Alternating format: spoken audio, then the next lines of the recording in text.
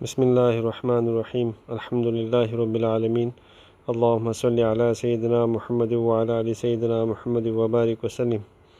دوستو بزرگوں، جیسا کہ آپ جانتے ہیں کہ حضرت مولانا سعید احمد خان صاحب مہاجر مکی رحمۃ اللہ علیہ بہت پرانے بزرگوں میں سے ہے۔ اللہ نے ان کے ذریعے سے پورے حجاز کرام میں کام لیا اور کام کو بخوبی خوب جانتے تھے۔ اللہ نے عجیب ان کو کام کی بصیرت دی تھی۔ ان کے ذریعے سے اللہ نے پورے حجاز کرام میں کام کو پھیلایا۔ وہ جب مکہ کی زندگی میں سعودی عرب میں رہتے تھے، اس وقت وہ خطوط لکھا کرتے تھے اپنے ساتھیوں کے لیے، دوستوں کے لیے یا پھر دعوت کے ساتھیوں کے لیے۔ تو میں نے سوچا کہ کچھ خطوط پڑھ کے ڈاؤن لوڈ کر دو، اپلوڈ کر دو اس کو، تاکہ سننے والوں کو اس کا نفع ہو جائے۔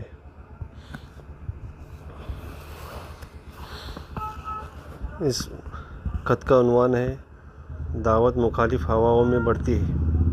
السلام علیکم ورحمۃ اللہ وبرکاتہ۔ دعوت کا مزاج یہ ہے کہ مخالف ہواؤں میں اور ناموافق فضاؤں میں بڑھتی ہے اور ترقی کرتی ہے، اور موافق اور مساعد احوال میں کمزور ہوتی ہے۔ لہذا یہ ترقی کا زمانہ ہے جب کہ مخالفتیں بڑھ رہی ہیں، کیونکہ اللہ تعالیٰ نے انبیاء علیہ السلام کی دعوت کے ساتھ ساتھ شیطان کی باطل طاقت کو بھی دنیا میں بھیجا اور اس کو قیامت تک کے لیے ڈھیل دے دی، اور یہ حق تعالیٰ کی خاص قدرت کا ظہور پیدا کرنے کے لیے ہے۔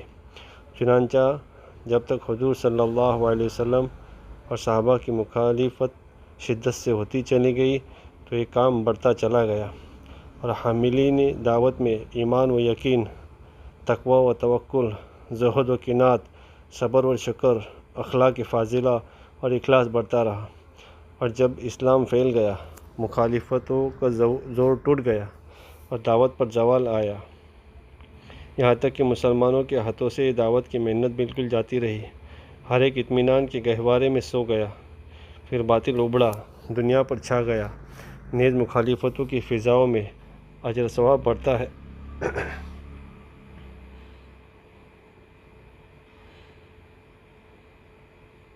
ورنہ پھر ثواب گھٹ جائے گا۔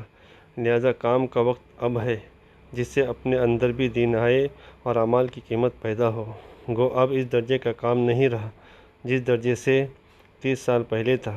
اس وقت کام اجنبی تھا، لوگ نہیں جانتے تھے اور نہ کوئی استقبال کرتا تھا نہ اکرام۔ اس زمانے میں قربانی دینی پڑتی تھی اور اخلاص کے ساتھ کام میں لگنا پڑتا تھا۔ کوئی مفاد دنیا تبلیغ کے ذریعے سامنے نہیں تھا، بلکہ اپنے سارے مفاد اس پر قربان ہو رہے تھے۔ لیکن اب جب کہ لوگوں میں استقبال پیدا ہو گیا اور اکرام کرنے والے ہزاروں ہو گئے، اس کے ذریعے کسی کو اپنی تجارت کا نفع دکھائی دیا، کسی کو ملازمت کا، کسی کو اور چیز کا، ثواب بھی گھٹ گیا اور توکل اخلاص بھی، لیکن اب بھی آئندہ آنے والے زمانے سے بہت زیادہ غنیمت ہے۔ اس لیے پوری محنت سے اس میں کام کرنے کی ضرورت ہے اور اپنے تمام مفاد کو قربان کرنے کی کوشش میں لگا رہنا ضروری ہے۔ اس سے کوئی دنیاوی مفاد حاصل کرنے کی نیت نہ ہو، بغیر نیت کے جو اللہ تعالیٰ اس کام کے ذریعے منافع پہنچائے وہ حق تعالیٰ کی عطا اور بخشش ہے، لیکن اس میں بھی چوکنا ہو کر چلنا پڑتا ہے، ورنہ نیتیں بدل جاتی ہیں، کیونکہ تکالیف اور قربانی اتنی خطرناک نہیں جتنا کہ دنیا کو اپنی طرف متوجہ ہو جانا خطرناک ہے۔ حدیث پاک میں فرمایا گیا، لہذا اس زمانے میں بہت ڈرتے ہوئے قدم اٹھانا ہے۔ نیز اس وقت پرانوں کا سخت امتحان ہے، اس لیے کہ نئے آدمی کو اگر اس کی غلطی پر ٹوکا جائے، غلطی بتلائی جائے اور کسی قسم کی تنبیہ کی جائے اور اس کے عیوب بتلائے جائے تو اکثر ماننے کو تیار ہو جاتے ہیں، بھاگتے بھی نہیں اور کام بھی نہیں چھوڑتے، برخلاف اس شخص کے جو پرانا سمجھا جاتا ہے۔ ایسے حالات میں جمنا مشکل ہو جاتا ہے، اس لیے اپنے کو پرانا نہ سمجھے۔ ہم سے زیادہ نیا کوئی نہیں، اور شیطان جتنا ہمارے پیچھے پڑا ہوا ہے اتنا شاید نئے کے پیچھے نہ ہو۔ لہذا اپنے بڑوں کی جو ہمارے اوپر نگراں ہے اور اہل شورا کی تنبیہات اور غلطیوں پر نکیر کو نعمت عظمیٰ سمجھے۔ اس کے بغیر نفس کا شیطان کے مکر و فریب سے بچنا بہت دشوار ہے۔ صحابہ کرام پر بھی تنبیہات اور ان کے بعد اعمال پر نکیر ہوتی رہی، جس پر وہ صحیح چلتے رہے۔ حضور صلی اللہ علیہ وسلم کے زمانے میں اور بعد میں خلفائے راشدین کے دور میں بھی نکیر ہوتی رہی۔ جب سے بڑوں کی تنبیہ سے गुरेज किया, ख्वाहिशात नफ्स के ताबे हो गए और हर एक अपनी मनमानी पर चलने लगा, जिससे उम्मत का शहरादा बिखर गया और दावत वाला मुबारक अमल भी जाता रहा।